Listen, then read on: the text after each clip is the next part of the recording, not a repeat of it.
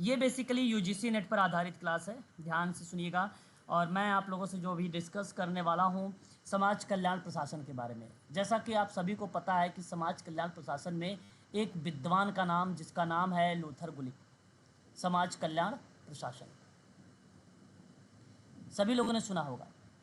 यहाँ अगर मैं आपसे बात करता हूँ तो इसमें एक नाम आता है किसका? Luther Luther. का नाम। बहुत इंपॉर्टेंट पर्सन है ये चाहे डीएसएसबी का हो, देखो डीएसएसबी में भी आपको ये मिल सकता है, यूजीसी नेट में भी आपको ये मिल सकते हैं। और ये लोक प्रशासन के एक विशेषज्ञ और सिद्धांतकार हैं। किसके?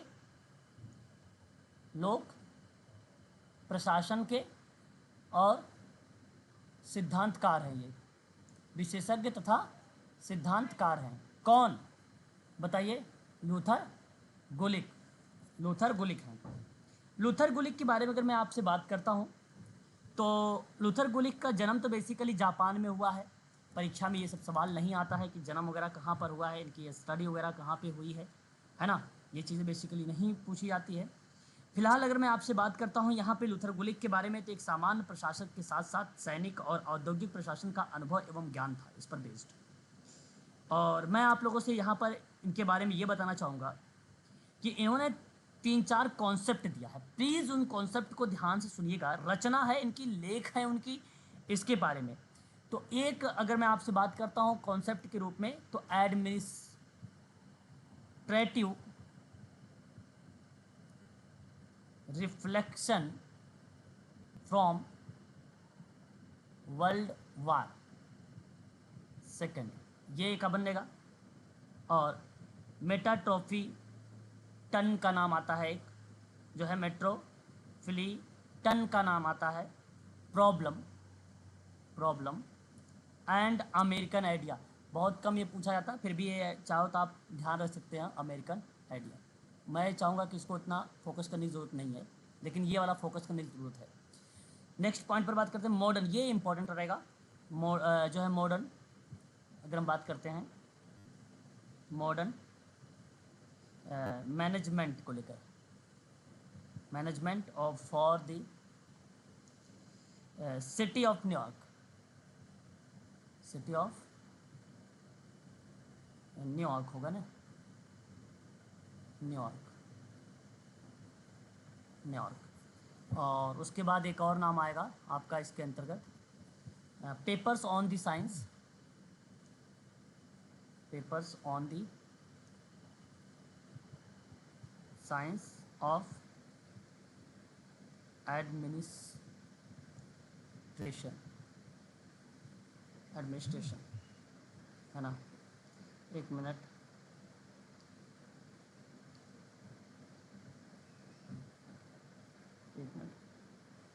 ठीक है, ये आपको ध्यान रखना होगा, ठीक है, इसके अंतर्गत, ठीक है। एंड उसके बाद अगर मैं बात करता हूँ आपसे, तो ये आपकी 4 बातें हैं, आप इसको ध्यान रखिएगा। Administrative reflections from world war second वाला, एक modern management for the city of New York, और एक papers on the science of administrations, ये वाला आपका जो मैंने यहाँ पे लिखा हुआ है। तो सर तीनों क्या, जी सर सर, तीनों क्या, सर तीनों क्या है ये इनकी कॉन्सेप्ट हैं, इनकी अवधारणाएं थी। इन्होंने एक किताब के रूप में प्रस्तुत किया है उसके संबंध में, है ना, उनके संबंध में ये बेसिकली एक किताब के रूप में प्रस्तुत किया है। आप तो जैसे अगर ईयर अगर पूछ, तो अगर आप ईयर लिखना चाहते हो तो ईयर भी लिख सकते हो यहाँ पे। तो जिससे हालांकि एग्जाम में तो अभी तक ईयर नहीं इतना आया हुआ है, लेकिन अगर फिर भी अगर आपसे पूछ लेता हो तो 1948 आप सभी लोग इसका नाम लगा दीजिएगा लूथर गुलिक के अंतर्गत, ठीक है, इस प्रक्रिया में। और दूसरा जो मैंने अभी यहाँ पर मेंशन किया है नीचे, जो है क्या नाम इसका है, मेट्रोफिलिक्सन problems and the American ideas. और ये इस प्रक्रिया में अगर मैं बात करूँ तो ये इतना इंपॉर्टेंट है भी नहीं, फिर भी अगर आप परीक्षा में आता है लूथर गुलिक का नाम, तो आप सभी लोग यहाँ पर वर्ष के रूप में रिप्रेजेंट करिएगा। तो वर्ष कब रिप्रेजेंट करेंगे? 1962 वाले को वर्ष यहाँ पर रिप्रेजेंट करेंगे। हाँ, लेकिन ये जो थर्ड वाला है modern management for the city of New York वाला, ये बहुत इंपॉर्टेंट है क्योंकि आधुनिक प्रबंधन को लेकर रिप्रेजेंट किया गया है, तो ये परीक्षा वगैरह में जो है पूछा जाता है, ठीक है। तो इसका नाम आप जरूर यहाँ पर याद रखेंगे, लूथर गुलिक के अंतर्गत 1953 का वर्ष, 1953 वाला वर्ष, 1953 1953 का वर्ष, ये आपके लिए इंपॉर्टेंट रहेगा। और एक आपके लिए ये भी इंपॉर्टेंट रहेगा, अभी मैंने लिखा है papers on the science of administrative के लेकर, वो भी परीक्षा के लिए दृष्टिकोण से अगर देखा जाए तो इम्पोर्टेंट रहेगा। और इसमें नाम जो लगाइएगा क्या नाम है, हेनरी फ्योल का भी नाम रखिएगा और लूथर गुलिक का भी नाम रखिएगा इसमें। और सन 1937 का वर्ष आप सभी लोग यहाँ पर दर्शाइएगा। बहुत इंपॉर्टेंट किताब है ये, इस किताब को आप ध्यान रखेंगे सभी बच्चे। आगे बात करते हैं लोक प्रशासन के क्षेत्र में इनका योगदान बेसिकली क्या रहा। तो इन्होंने जैसे आप मैंने अभी हेनरी फ्योल के कुल 14 सिद्धांत बताए थे हेनरी फ्योल के। तो अच्छा, हेनरी फ्योल के जो सिद्धांत मैंने बताया ना आपके लिए, वो बड़े इंपॉर्टेंट है, परीक्षा में आप लोगों को वो चीज़ें देखने को मिलेंगी वहाँ पर, ठीक है। तो papers on the science of administration जो है 1937 में, अभी मैंने आपको ऊपर बताया है, उसी किताब में कुल टोटल 10 सिद्धांत यहाँ पर लिखा है। कितने सिद्धांत के बारे में जिक्र किया है? 10 सिद्धांतों के बारे में जिक्र किया गया है। जैसे इन्होंने एक बताया था कार्य का विभाजन, एंड दूसरा विभागीय संगठनों के आधार बताए थे, विभागीय संगठनों के आधार बताए गए थे।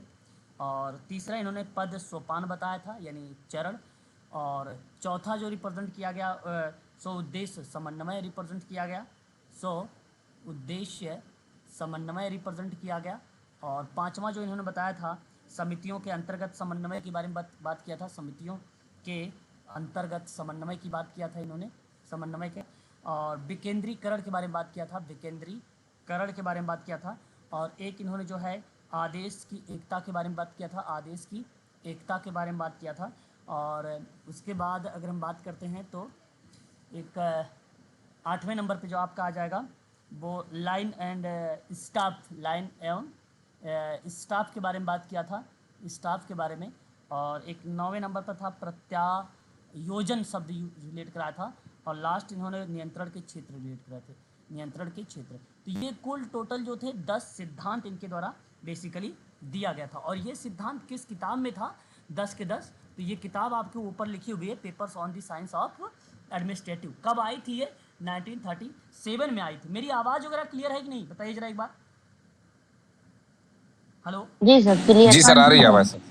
चलो अच्छा, फिर वहीं अगर मैं आपसे बात करता हूँ तो एक नाम और हम लोगों को देखने को मिलता है लूथर गुलिक के बारे में ही। यहाँ अगर मैं आपसे जिक्र करता हूँ तो आपने एक नाम सुना होगा लूथर गुलिक का, पोस्ट कार्ब में क्या नाम आता है? CORB, ठीक है, पोस्ट कार्ब। पोस्ट कार्ब में बात करूँ तो लूथर गुलिक मुख्य कार्यपालक के कार्यों का एक जादवी फार्मूले के रूप में रिप्रेजेंट किया, पोस्ट कार्ब फार्मूला के नाम दिया। तो इसे कहा भी जाता है जादुई फार्मूला, इसको बोला जाता है। तो P फॉर प्लानिंग, आप सबको मालूम होगा P फॉर क्या होता है, बोलते रहिएगा साथ साथ, मैं यहाँ प्लानिंग। हाँ प्लानिंग, होगा।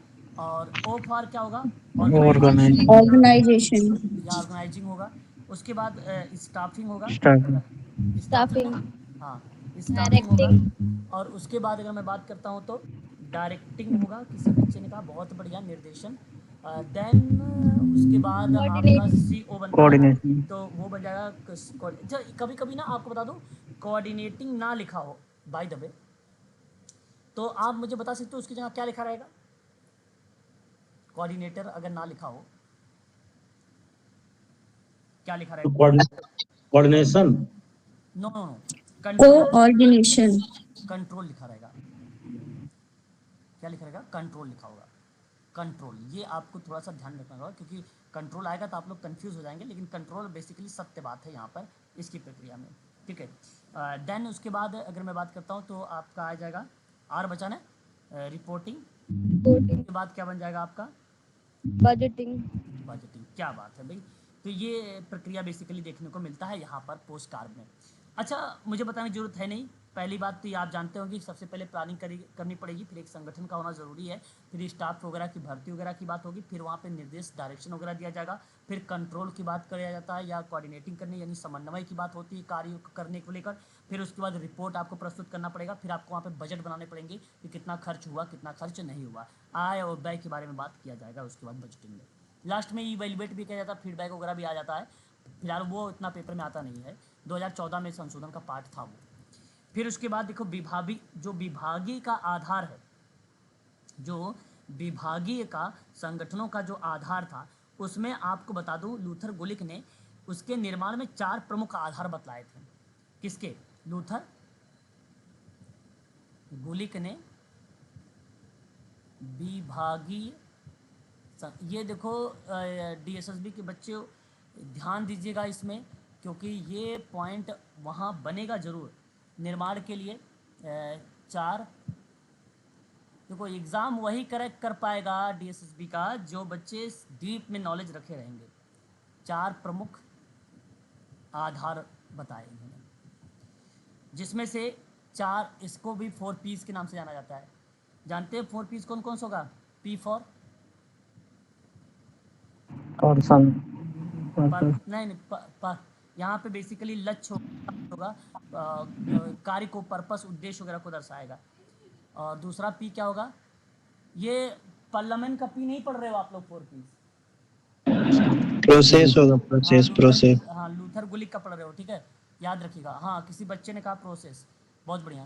प्रोसेस, फिर उसके बाद पर्सन, फिर उसके बाद प्लेस। इसके 4 पीस रहेंगे ये। तो ये बात आप लोगों को लूथर गुलिक के अंतर्गत ध्यान में रखना पड़ेगा। संगठन का मुख्य आधार कार्य का विभाजन को मानते हैं ये, इसलिए यहाँ पर ये 4 पीस उन्होंने दिया था लूथर गुलिक ने। बड़े फेमस लूथर गुलिक महोदय। सर इसमें डिफरेंस तो केवल प्रॉब्लम और पर्पस आ गया, बस यही तो डिफरेंस है, लूथर गुलिक और पर्लमैन। अंतर ना कहें आप इसमें भाई, उससे कंपेयर मत करें, क्योंकि इसका तो टोटली एडमिनिस्ट्रेशन है ना, वो पार्लियामेंट अलग पॉइंट पर बात करता है, इसलिए कंपेयर ना। सर याद करने डिस्कोर्स बता रहा हूँ बस, वो तो समझ गया। याद करने के लिए आप ऐसा कर सकते हो, अपने तरीके से याद कर सकते हो। बिल्कुल सही बात, सही बात, ठीक है, बिल्कुल कर सकते हो। ठीक है, तो ये प्रोसेस आपको थोड़ा सा यहाँ पे ध्यान में रखना होगा, ठीक है। अच्छा, अभी क्लास हम लोग यहीं पे स्थगित करेंगे, ठीक है ना। लूथर गुलिक का मुझे बताना था संगठन में औपचारिक और अनौपचारिक। आज आप लोगों का मैं जो है यूजीसी नेट के साथ साथ अगर मैं बात करूं तो डीएसएसबी के बच्चों को आज शाम को क्रिमिनोलॉजी के संबंध में मैं आप लोगों को एक पीडीएफ जो है एक यूनिट के क्रम में आप लोगों को प्रोवाइड कराऊंगा, ठीक है। आप लोग निश्चिंत रहें, सारी चीज़ें आप सबकी कवर कर दी जाएगी, ठीक है, निश्चिंत रहें। तो आज से जो है आप लोगों का मैं डेली एक पीडीएफ वगैरह भी भेजता रहूँगा, और आपकी क्लासेस में कभी कभी मैं सप्ताह में 2 या 3 क्लासेस आपको जो है प्रोवाइड भी कराऊंगा डीएसएसबी की क्लासेस में, ठीक है, उससे संबंध में, ठीक है। तो चलिए आज के लिए बस इतना ही रखते हैं हम लोग। अभी आज मिलेंगे वो भी क्वेश्चन पेपर, ओके सर। ठीक है सर हाँ सर, बताइए। लेकिन ब्लैंक पे